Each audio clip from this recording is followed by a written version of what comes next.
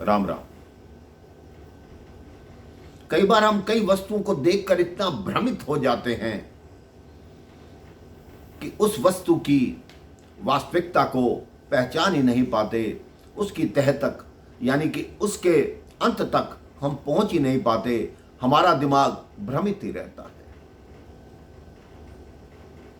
किसी देश के राजा वृद्ध हो चले थे, उनकी कोई संतान नहीं थी।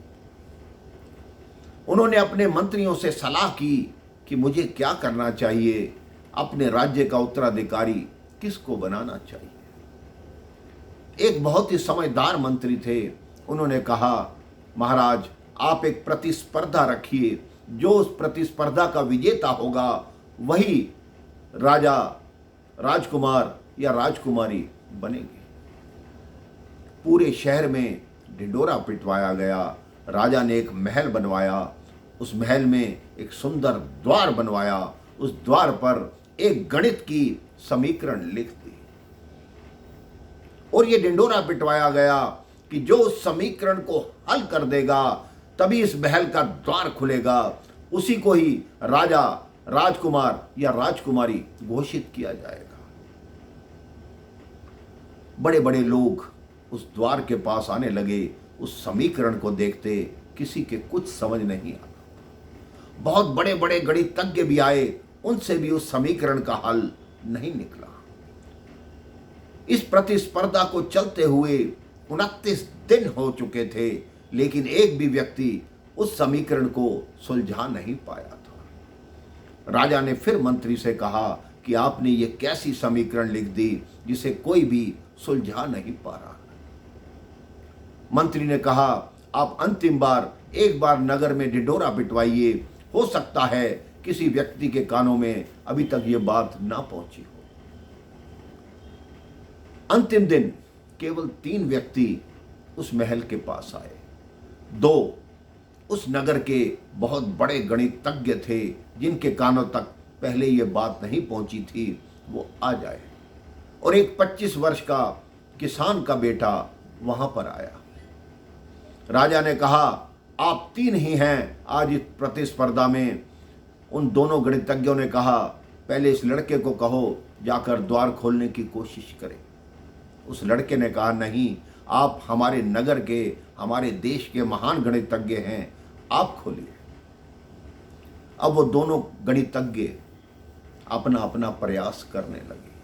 सुबह से शाम हो गई, लेकिन उन दोनों से उस समीकरण का कोई हल नहीं निकला।